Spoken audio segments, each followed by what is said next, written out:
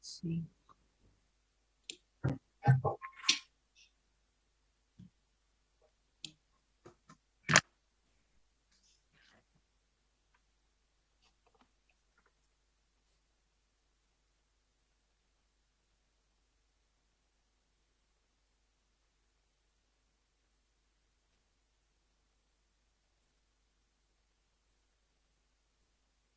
Para los que están ingresando, por favor, regístrense en el chat del Zoom, su grupo, apellido, nombre y registro para su asistencia.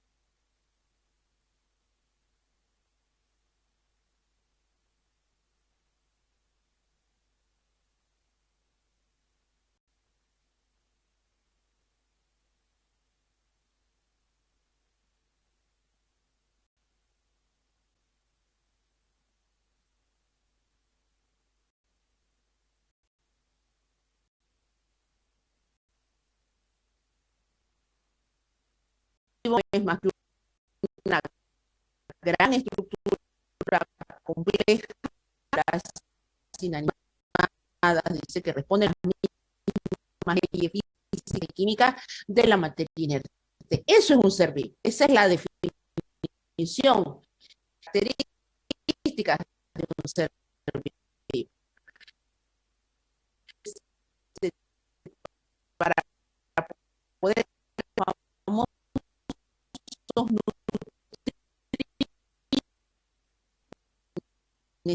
necesita energía. ¿A qué recurre su cuerpo? ¿A qué es lo que va a recurrir su cuerpo? Su cuerpo va a recurrir a lo que viene a ser biomoléculas de característica energética o lo que se llaman nutrientes energéticos. ¿Qué son los nutrientes energéticos? ¿Cuáles son los nutrientes energéticos? Hidratos,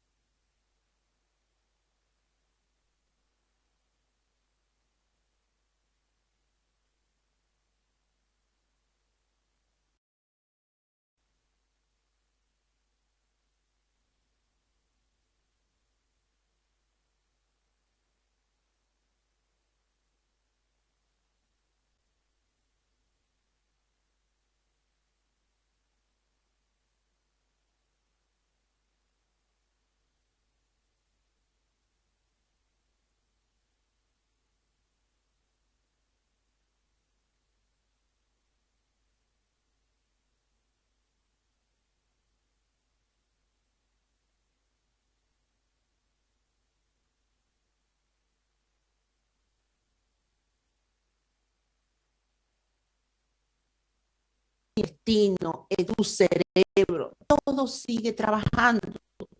Yo siempre les digo esto, sus células no tienen ojitos, no tienen pestañitas que se cierran y dicen, hora de dormir, todo se para, no hay gasto energético. No, hay un gasto energético. Así usted esté quietito en su cama y no se mueva. Eso le va a llevar a que entran con la necesidad de consumir algo. La energía, ¿qué le dice el cuerpo? No tengo energía para hacer las actividades del día. Entonces, usted ahí recurre a tirarse 3 panes con mermelada, con esto, etcétera, etcétera. Y lo que está consumiendo son lo que se llaman los carbohidratos, muchos de ellos simples, refinados.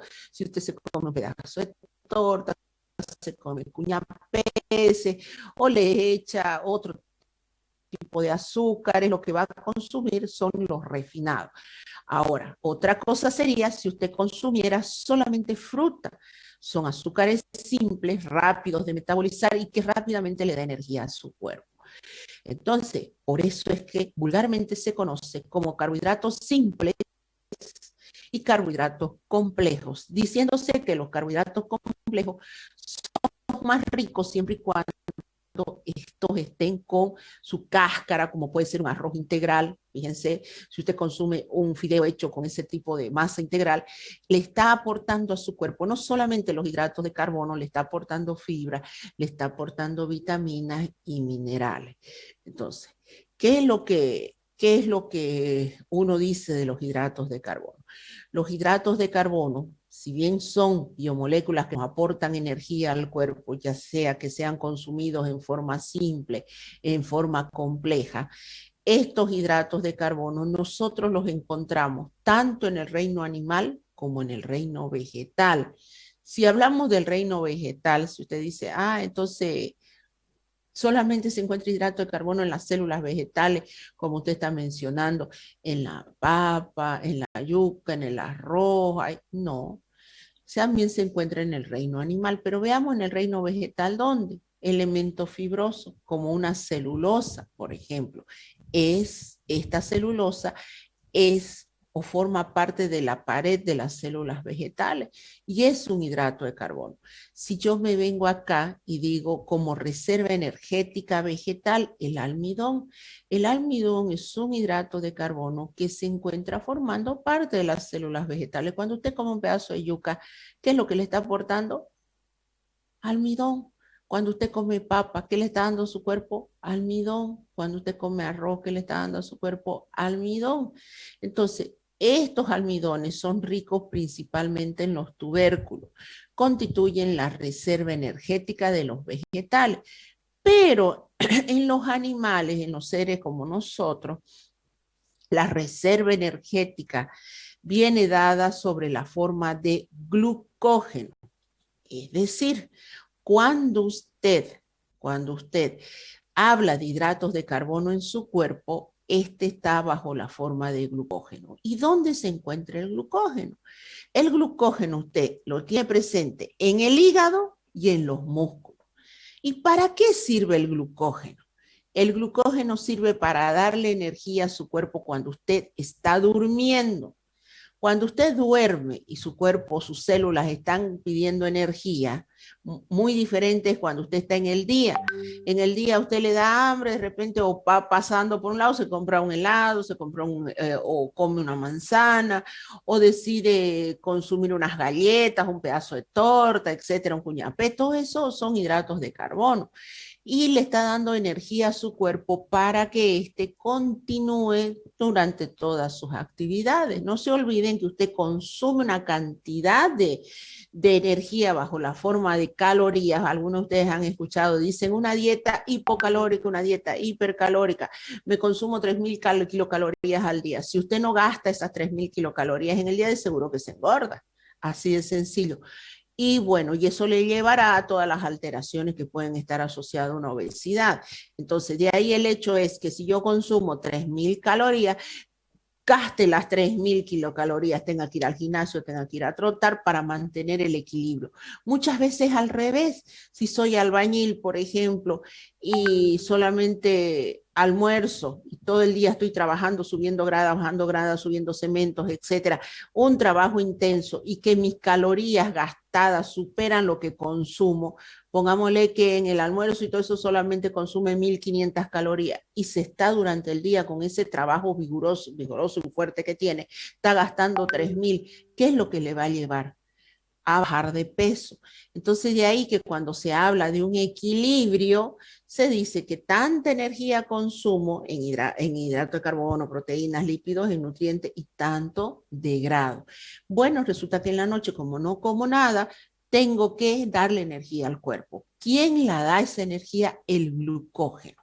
El glucógeno que se encuentra formando parte de nuestro hígado y de nuestro músculo, pero el glucógeno que contribuye al torrente sanguíneo en que va a migrar la glucosa a todas las células es el glucógeno hepático. ¿Dónde más encuentro hidratos de carbono en el cuerpo? Solamente formando estructuras complejas. Por eso, como por ejemplo ácido hialurónico con gluten-sulfato, que era tan sulfato que vamos a estudiar. Por eso se dice lo siguiente: los hidratos de carbono forman parte del cuerpo del ser humano máximo en un 1%. Y usted dice, es decir, que si le sacamos el agua, que ya usted estudió agua en fundamentos de bioquímica, que yo en este momento debería estarles evaluando agua y decirles, háblenme sobre agua, díganme por qué es importante, para que ustedes más o menos vayan relacionando con los hidratos de carbono, aunque es una biomolécula esta de característica orgánica. Sabemos que el agua está en un 60 o un 80% dentro de la materia viva. Si nosotros le quitamos el agua a la materia viva y dejamos la masa seca, de eso seco máximo un 1%, y es más, alguna bibliografía solo dice el 0,1% hay de hidratos de carbono en el cuerpo. Y usted dirá en ese caso, dice, ¿cómo un 0,1%? Pero si yo vivo consumiendo hidratos de carbono, a ver, si nos vamos sin ir muy lejos, una comida típica nacional y departamental. Si usted dice una comida típica nacional, está hablando, por ejemplo, de un picante gallino, un picante mixto, etcétera. ¿Qué es lo que lleva ese tipo de alimentos? Puros hidratos de carbono. Papas grandes, arroz, fideo, chuño, todo eso involucra, y encima el pedacito de carne, si es picante gallina, la alita de la presa de la gallina, y listo. Y encima le ponen así como adorno un poquito de lechuga, un poquito de tomate con cebolla. Y hasta ahí, entonces, ¿qué es lo que está consumiendo en gran cantidad? Si yo le digo fideo, arroz, papa, chuño, hidratos de carbono bajo la forma de almidón. Y el almidón alberga una gran cantidad de estructuras pequeñas de monosacáridos que vamos a ver qué son. Entonces eso quiere decir que yo a mi cuerpo lo estoy bombardeando de hidratos de carbono. Entonces de repente dice usted, no, pero es que yo no como comida nacional, yo como comida departamental, yo solamente me le puedo comer un majadito. Ay, ¿qué es el majadito? Puro arroz. Solamente, y ahí a Dios y gracias si pilla unos pedazos de carne prácticamente hoy en día. Entonces está consumiendo una gran cantidad de hidratos de carbono.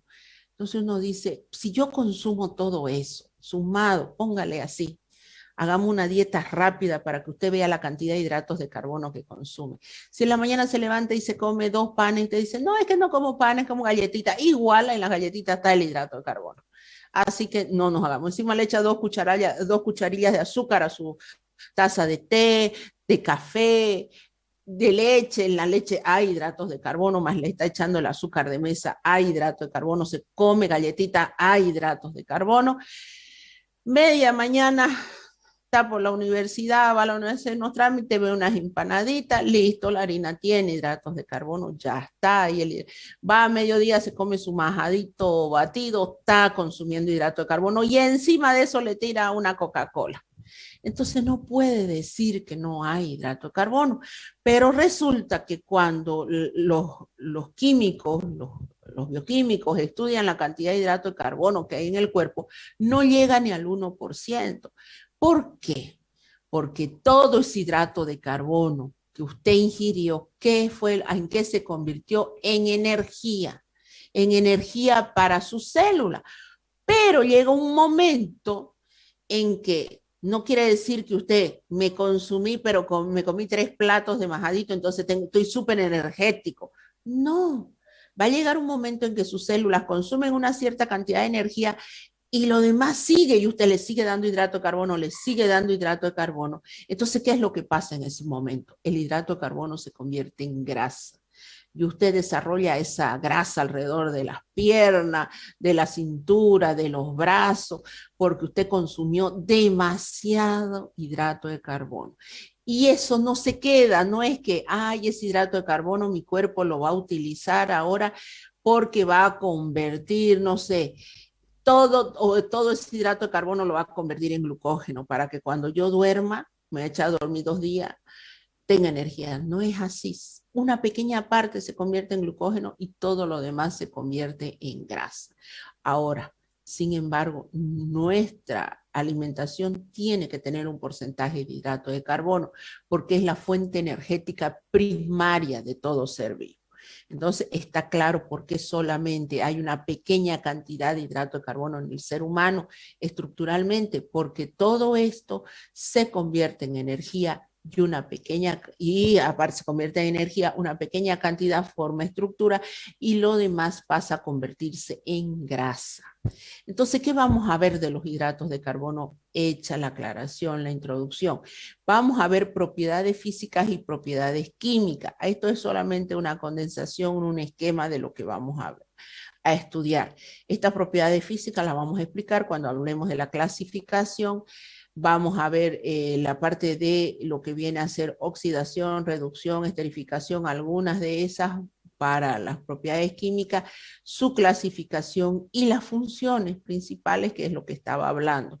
¿Cuáles vienen a ser las funciones de los diferentes hidratos de carbono? Que eso sí o sí tienen que acordarse. Las funciones principales de los hidratos de carbono es dar energía al cuerpo, son las biomoléculas energéticas primarias del ser humano. De reserva energética. ¿Por qué de reserva energética? Porque mi hígado y mis músculos reservan glucógeno, que me va a permitir cumplir mis funciones vitales, me va a permitir cumplir los gastos energéticos a las funciones vitales. Y estructural porque existe, si bien es cierto, una pequeña cantidad, principalmente de lo que se llaman heteropolisacáridos que conforman parte de las estructuras. Muy bien, ya sabemos, ya hemos visto la introducción, hemos visto las funciones de los hidratos de carbono y aquí viene la pregunta principal. ¿Por qué tengo que estudiar hidratos de carbono como futuro bioquímico, como futuro profesional del área de la bioquímica? La tengo que estudiar porque si soy del área de la salud, aquí yo le hablo de importancia biomédica, pero no se olviden que la carrera de bioquímica lanza 2 menciones, 2. Una de análisis clínico, que es la del área de la medicina acoplada, los laboratorios, y la otra es bromatología, trabajo en industria, etc. Entonces yo aquí les he puesto la de análisis clínico, pero vamos a ver también la de laboratorio. ¿Qué pasa si ustedes dicen del área bioquímica o del área biomédica? ¿Por qué tengo que estudiar? Porque existen muchas patologías que están relacionadas con los hidratos de carbono. Por ejemplo, la famosa diabetes mellitus, la tan conocida. El 50% de nuestra población, el 50% de nuestra población es diabético. Así de sencillo. ¿Qué quiere decir? Que tiene valores altos de glucosa en el torrente sanguíneo. Los valores de glucosa en el torrente sanguíneo van de 69 a 99 miligramos por decilitro. Decir que un paciente diabético es que supera esos valores de referencia. Entonces usted se encontrará como futuro bioquímico cuantificando la glucosa o lo que se llama glicemia de un paciente y establecerá pues si este paciente o contribuirá con el diagnóstico cuando el médico vea el resultado y le diga al paciente en base a una anamnesis si es diabético o no. La galactosemia, la acumulación, vamos a ver, este es un monosacárido de la galactosa en el torrente sanguíneo, me lleva a alteraciones que generalmente en un recién nacido, porque son alteraciones genéticas, llevan a la ceguera. La intolerancia a la lactosa. La lactosa es un hidrato de carbono que se encuentra en la leche. Ustedes han de haber visto que dicen, ahora ya usted va a la pulpería de la esquina, a la venta de la esquina, no necesita hacer un supermercado y usted consigue una leche deslactosada. ¿Por qué? ¿Por qué compra la gente leche deslactosada? Porque resulta que muchos de nosotros, a medida que vamos ganando en años, o nos vamos haciendo viejos, como usted quiere llamarlo así, le vamos perdiendo la tolerancia a la lactosa o vamos perdiendo una enzima que se llama lactasa. La lactasa me degrada a la lactosa, me la degrada en sus constituyentes monosacáridos. Entonces resulta que yo, ya mayor, tomo leche, la leche contiene la lactosa, no la tengo a la enzima lactasa y resulta que me viene dolor de estómago, me viene flatulencia, me viene diarrea, y eso es porque tomé, y digo, ¿qué es lo único que he consumido? Ay, leche. Leche de vaca, dice esa leche que andan encima ni siquiera pasteurizada, esa leche que es pura, pura, esa leche que venden a veces con otro tipo de, para consumir, ¿no? Así que leche pura y me viene una alteración bárbara. ¿Por qué? Porque mi cuerpo no tiene la enzima lactasa. Otros, eso es ley general para todos, no. Puede ser que usted se decide estudiar con su prima, están estudiando y ella se baja un litro de yogur y de lo más tranquila. Y usted de solo verla tomar el yogur ya está con dolor de estómago, ya está con diarrea. Es decir, usted tiene la intolerancia a la lactosa, usted tiene la intolerancia, que ya no hay, es decir, ya no está la lactasa en su cuerpo, y su prima no, ella ha mantenido la actividad de la enzima. Sin embargo, hay otros que nacen, hay niños que nacen sin la enzima lactasa, y estos niños no pueden recibir ni leche materna. Y estos bebés que no hablan, no gritan, no dicen me duele el estómago, no nada, están con diarrea, con cólico, la mamá lo lleva al pediatra, el pediatra le dice, debe ser que alguna infección, le piden para virus, para bacterias, nada, para hongo, nada. Y solamente pidiendo una investigación de azúcares reductores, que es lo que vamos a ver más allá, que se llaman azúcares reductores, se puede detectar la lactosa en las heces del niño. Entonces, ¿qué es lo único que hay que darle? Leche especial para ese bebé lactante, una leche que no contenga a la lactosa. Y esto es común en nuestro medio, la intolerancia a la lactosa. Así que no hay. Y la intolerancia a la fructosa, sin embargo, no es muy común porque es la deficiencia de una enzima que se llama aldolasa B. Sin embargo, también es de carácter hereditario. Antiguamente los pediatras antiguos no recomendaban a las madres que le unten miel a los chupones para que agarren los chupetes los bebés, porque decían que puede ser que el bebé venga con una intolerancia a la fructosa, que no la tenga la enzima, y la acumulación esta de fructosa en el torrente sanguíneo causaría el mismo daño que una acumulación de glucosa. Entonces decían, mientras el niño no sea grande, usted no le dé, no le unte miel a los chupones, es preferible que tenga un año para arriba. Y las alteraciones del metabolismo del glucógeno, que son como 8, que ustedes la van a ver, eso lo van a ver en metabolismo 1. Entonces, pero se las coloco ahí. Con respecto a los que hacen la mención de bromatología, por ejemplo, hoy en día se le da mucha importancia a la cuestión nutricional y de repente usted, por ejemplo, puede estar trabajando en una industria o haciendo sus prácticas en una industria donde le dicen se van a sacar unas nuevas barritas energéticas ricas en proteínas y pobres en hidratos de carbono. Entonces usted tiene que hacer el estudio de que efectivamente esas barras energéticas son más ricas en proteína y muy pobres en hidratos de carbono. Pues bueno, tendrá que saber qué es un hidrato de carbono. Si le hablan de una leche deslactosada que se va a lanzar al mercado, pues usted tendrá que hacer los estudios para verificar que efectivamente esa leche no contenga lactosa, que ha sufrido el verdadero proceso para quitarle la lactosa. Entonces, para todo eso tiene que tener los conocimientos básicos de qué son los hidratos de carbono, etcétera. ¿Está bien? Bueno, hablamos. Introducción, función, le hice un repaso general de lo que eran las propiedades físicas, químicas que vamos a ver.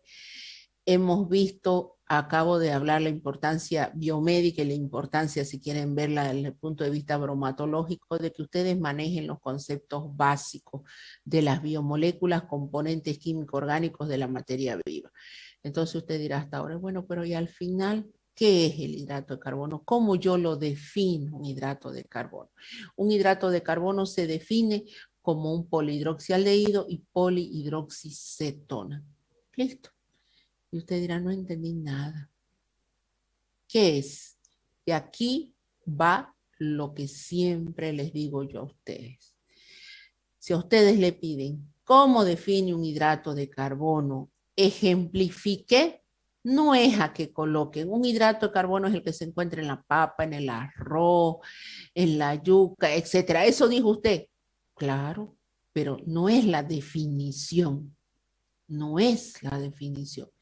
Les estoy hablando de cosas de que dónde están para que ustedes se orienten, dónde pueden encontrar los hidratos de carbono, y que son biomoléculas que sí las conocen, pero no las conocen desde el punto de vista químico-orgánico. Si yo bioquímicamente voy a definir un hidrato de carbono, no me queda otra que decir que es un polihidroxialdehído y polihidroxicetona. Tan parecido como que a usted le digan, ¿cómo definiría estructuralmente al ser humano? Usted dirá, bueno, tiene una cabeza donde hay dos ojos, una nariz, labio, un tronco, extremidades superiores dos, extremidades inferiores dos. Ah, cosa de que la persona que no conoce un ser humano, de repente lo relacione y diga, ah, eso que está caminando ahí es un ser humano. Ah, no, defíname el alien, el ser extraterrestre que usted vio. Ah, no, tenía ojos grandes, una cabeza grande, me voy a inventar, tenía como, qué sé yo, como una araña, parecía, tenía un montón de brazos que parecían tentáculos. Ah, usted entonces va a decir, se parecía como un pulpo, por ejemplo. Lo va a relacionar. Bueno, esa es una manera de identificar algo. Entonces, para que usted identifique una estructura de un hidrato de carbono, dirá que es un polihidroxialdehído y polihidroxicetona. ¿Qué es poli? Mucho. ¿Cuál es el hidróxido? Esto. Y el grupo aldehídico es este. Y el grupo cetónico es este. Así que nos tendremos que acordar. Quien se acuerda de química orgánica de colegio, bienvenido sea, me está entendiendo perfectamente. Entonces, así se define un hidrato de carbono. Entonces, cuando yo voy a la estructura, que es la que tienen que ir estudiando ustedes, los carbohidratos entonces se definen como derivados de aldehídos o cetónicos, y aquí lo tienen. Alcoholes polivalentes, dice, o pueden ser que tengan el grupo aldehídico o que tengan el grupo cetónico. El grupo aldehídico siempre va en la cabeza, en carbono primario, y el grupo cetónico va en carbono secundario o cuerpo de la estructura. ¿Está bien? Ahí tienen. Entonces, un hidrato de carbono que tiene como parte de su estructura el grupo aldehídico, un hidrato de carbono que tiene como parte de su estructura un cuerpo cetónico. Muy bien. Entonces ahí está. Y ustedes lo que estaban leyendo era los derivados de todos los que tienen el grupo aldehídico, que se llaman hidratos de carbono aldosa, y todos los hidratos de carbono que tienen el grupo cetónico se llaman hidratos de carbono que pertenecen a la cetosa. Entonces, grupo aldehídico, aldosa. Grupo cetónico, cetosa. Entonces son las dos grandes familias de los hidratos de carbono. Muy bien, ya hemos definido qué es un hidrato de carbono y no dónde se ubica, sino qué es. Vamos a la clasificación. Según la complejidad de las moléculas, estas se clasifican en monosacáridos, disacáridos, oligosacáridos y polisacáridos. Mono quiere decir uno. Y ahora aquí voy a entrar a su libro, el Antonio Blanco. El Antonio Blanco les dice, se clasifica en monosacárido, oligosacárido, y ahí le habla de los disacáridos y de ahí le habla de los polisacáridos, que en realidad viene a ser monosacárido 1, disacárido 2, oligosacárido de 3 a 10 y polisacárido más de 10. Repito, ¿cómo se clasifican? Monosacárido, una sola.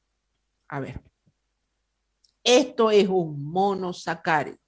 Es el gliceraldehído, el primer hidrato de carbono que pertenece a la familia de las aldosas. Esta es la dihidroxicetona, otro monosacárido, el primero que pertenece a la familia de la cetosa. Entonces yo le digo, ¿qué es esto? ¿Un monosacárido, un disacárido, un olisacárido o un polisacárido? Usted dice un monosacárido. ¿Qué es esto? Un monosacárido. Si yo juntara los dos, que es lo que vamos a hacer después, vamos a juntar los dos mediante un enlace glicosídico. Si yo los juntara los dos ya y los dos están unidos por un enlace, yo diría que es disacárido. Si yo tuviera 3 de estas estructuras unidas, yo digo que es un olisacárido de 3 a 10. Más de 10, yo digo que es un polisacárido. Muy bien, entonces así se clasifica. Entonces usted va a entrar a su libro El Antonio Blanco y va a ver eso, monosacáridos, disacáridos, los sacáridos y polisacáridos. Los monosacáridos se constituyen la fuente energética principal, primordial de todo ser vivo. ¿Por qué?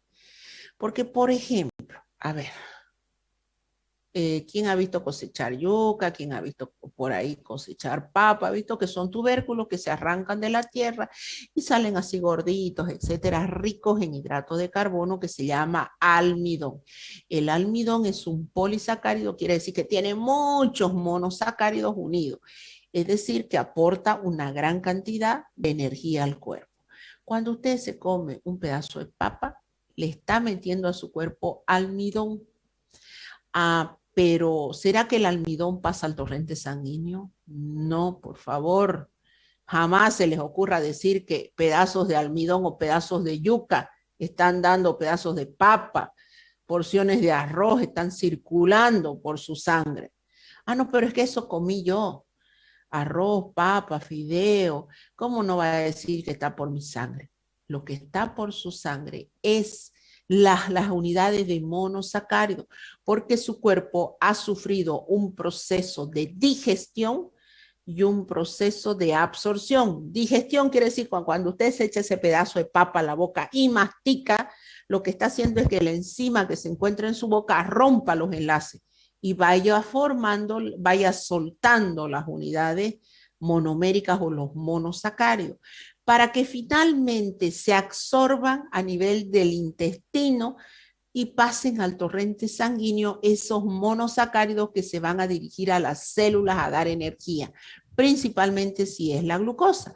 Por eso dice, los monosacáridos jamás va a llegar a su sangre un pedazo de papa, ni de yuca, ni de almidón, no, son los monosacáridos, son la principal fuente de combustible para el metabolismo, siendo usados tanto como fuente de energía como biosíntesis. Cuando me dice biosíntesis, usted dirá, ay, de la glucosa, ¿qué puedo formar? Puede formar glucógeno, que es el que se reserva en su hígado y en sus músculos. Así que, o la glucosa esa pasa a la célula y le da energía. ¿Cómo la glucosa se convierte en energía? Eso es tema de metabolismo 1. Cuando usted llegue a metabolismo 1, creo que es un 1 en el 2, y le expliquen metabolismo de hidrato de carbono, ya no le van a decir, pues, este es un hidrato de carbono, mírelo.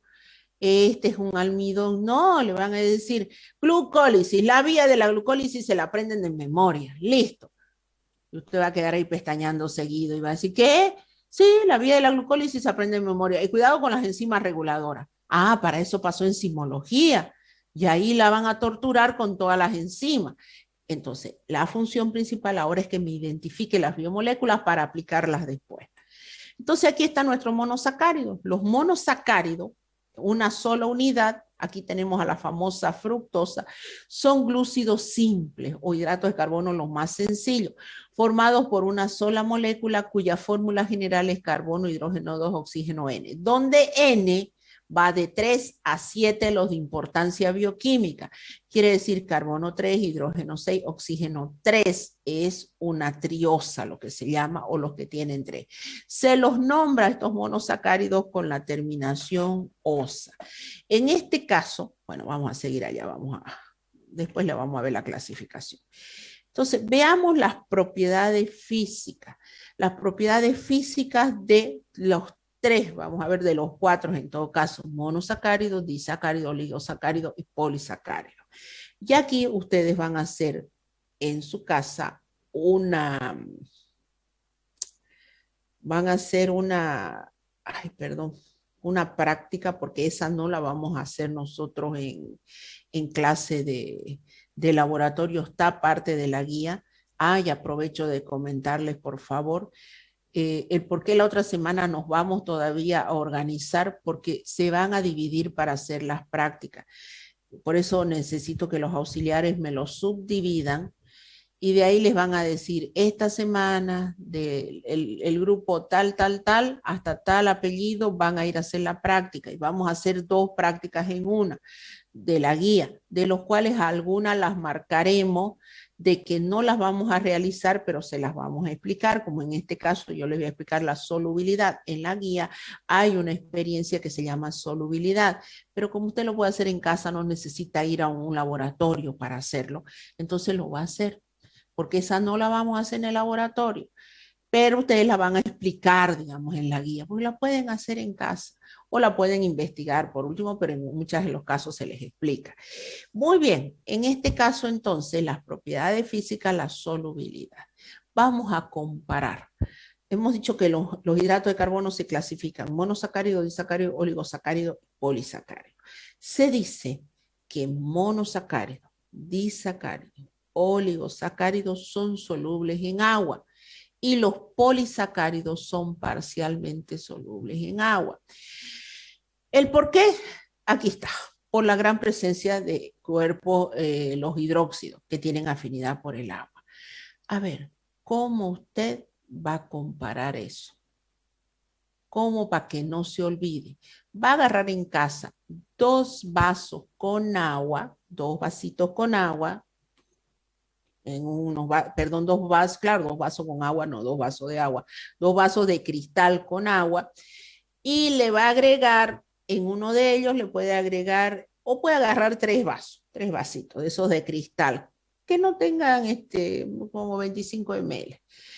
Entonces va a agarrar una pequeña cantidad en uno de ellos no va a conseguir glucosa, de sacarosa, ya, más la sacarosa todos la tenemos.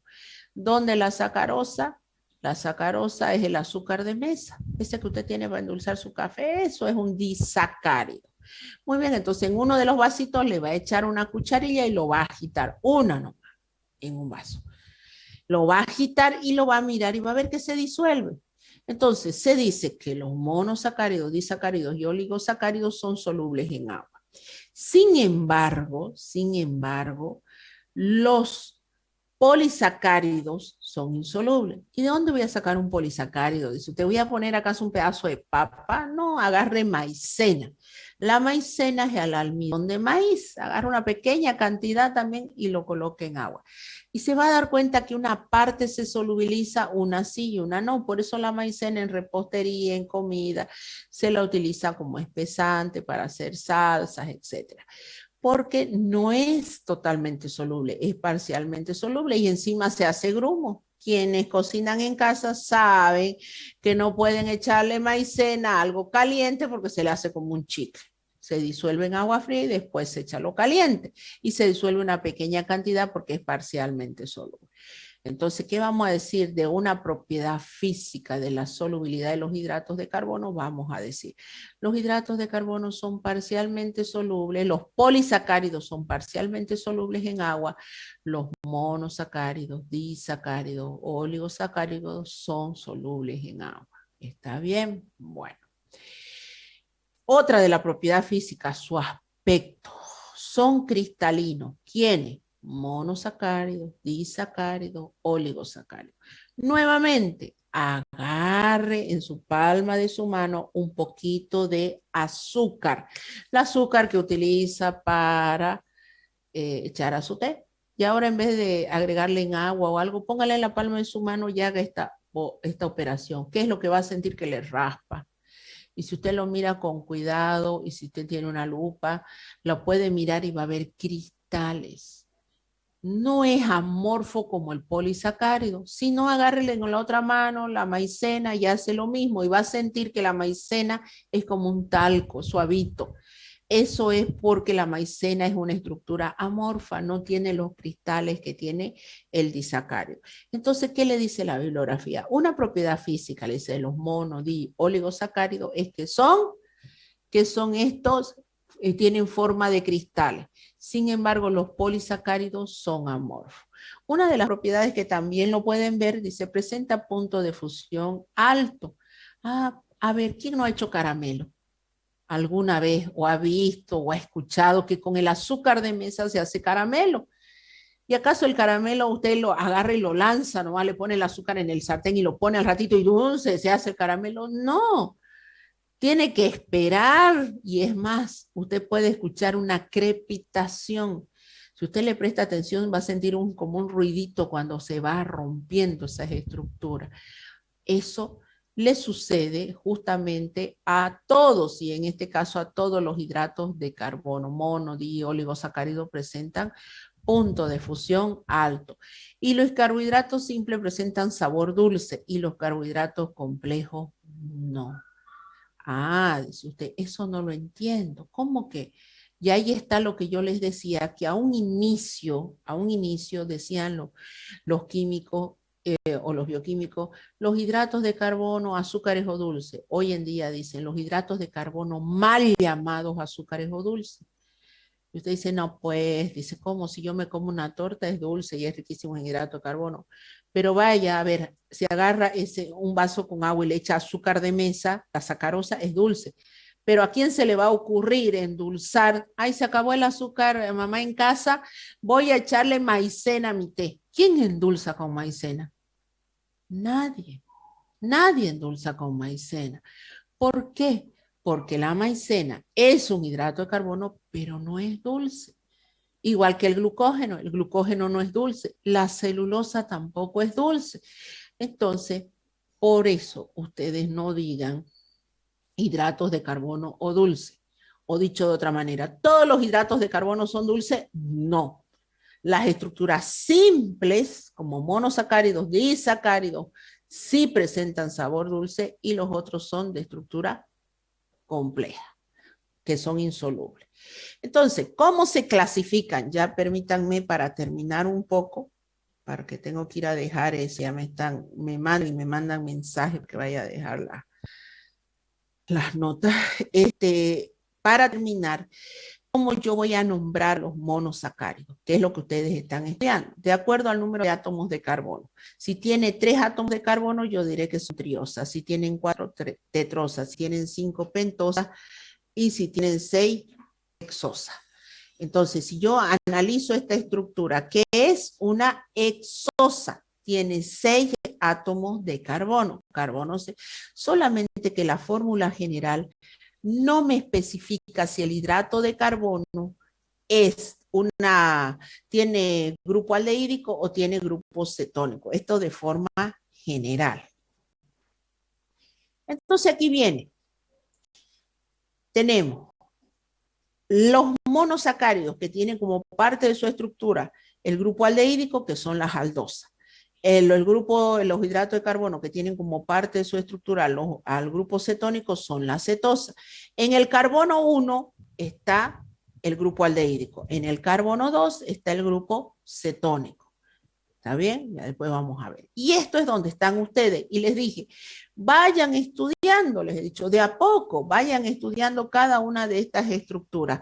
Porque cuando yo les llegue a la clase de pizarra, que vamos a hacer presencial y lo vamos a dividir en 2 para hacer las estructuras, ya unir, usted va a necesitar sí o sí manejar esto. Porque yo le diré, a ver, qué sé yo, a ver, porque van a tener Shirley a pasa 0. La lista, pase al frente, porque ya estudió, ya les he estado diciendo desde la primera clase, y va a esquematizar. Escriba en la pizarra, en la mitad de la pizarra. Escriba, esquematizar, yo le voy a decir, la alfa de ribofuranosil 1,4, alfa de glucopiranosa. Y usted dirá ahorita en este momento, no entendí nada. Bueno, no se preocupe. Para eso primero va a tener que estudiarse estas estructuras. No queda de otra. No queda de otra. Y si usted se fija, no hay gran diferencia entre una y otra. Este gliceraldehído tiene 3, es una triosa, o en realidad una aldotriosa. La eritrosa tiene un carbono más, es una tetrosa, y como tiene el grupo aldehídico acá arriba, es una aldotetrosa. La treosa, aldotetrosa. Ribosa, arabinosa, silosa, lisosa, son aldopentosa. ¿Por qué aldopentosa? Porque tienen 5 átomos de carbono. 1, 2, 3, 4, 5. Y estas son aldohexosas porque tienen 6 átomos de carbono y tienen el grupo aldehídico. Son la familia de las aldosas. Esa familia es más numerosa que la familia de las cetosas. ¿Por qué se llaman la familia de las cetosas? Porque tienen en el carbono 2 el grupo cetónico. Entonces usted mira, esta es la dihidroxicetona, tiene 3 átomos de carbono, este tiene 4 átomos de carbono, vendría a ser una cetotetrosa. Esta tiene 5 átomos de carbono pento, vendría a ser una cetopentosa, y estas son cetohexosas porque tienen 6 átomos de carbono y tienen el grupo funcional cetónico. Entonces a usted también se le pregunta, ¿la celulosa es una aldopentosa, es una cetopentosa, es una cetotetrosa o es una aldohexosa? Entonces usted tiene que identificar, ¿la fructosa es una cetohexosa o es una aldohexosa? Y usted dice, la fructosa es una cetohexosa porque tiene 6 átomos de carbono y tiene el grupo funcional cetónico. ¿Está claro ahora cómo tienen que enfocar su estudio de estas dos familias? Y lamentablemente, y digo lamentablemente porque no les queda otra que aprenderse de memoria las estructuras, porque el día de mañana, cuando se les pregunte también en el examen, va a entrar sí o sí, entra una pregunta de estructura de hidrato de carbono y una pregunta de estructura de lípido. Y las preguntas, si son 10, ya tienen 2 preguntas del examen. Y resulta que son las que nos responden. Muchos nos responden en el examen. Pero si se les dijo que iban a entrar a estructura. Dice, y encima las otras no las entendían. Y responden cualquier cosa. Y ahí nos encontramos repitiendo la asignatura 1, 2, 3 veces, porque de esta asignatura no se da en curso de verano, ni se va a dar en curso de verano, ni de invierno, ni de nada. Entonces eso implica que usted, si no pone de su parte ahora, va a llevar repitiéndola la asignatura N veces. ¿Estamos de acuerdo? Y yo les voy diciendo siempre igual. Desde el primer día de clase, vayan estudiándome las estructuras. Entonces, una arabinosa, ¿qué es? ¿Una cetohexosa o una aldohexosa? Ninguna de las dos. Usted dice, ¿pero por qué? Si tiene el grupo funcional aldehídico. Pero acá tiene 5 átomos de carbono. Entonces, ¿qué es? Una aldopentosa. Aldopentosa, perfecto. Entonces, eso es lo que ustedes tienen que tener en cuenta. Listo, muchachos. Después, esta es otra manera de representar a los hidratos de carbono. Esto se llama la proyección de Fischer. Quizás lo ve más sencillo que esto. Si usted lee más fácil, también lo puede aprender así. Lo importante es que tiene que identificar tanto familia de las aldosas y familias de la cetosa. ¿Ven que es otra manera de representarlo? Muchas veces la parte química lo analiza desde este punto de vista. Y listo, ejemplos de hidratos de carbono, ya para terminar, fíjense, lo estoy haciendo bien justo en el tiempo. Las triosas, por ejemplo, si es de la aldosa, gliceraldehído. Si es de la cetosa, dihidroxicetona. Las tetrosas, un momento.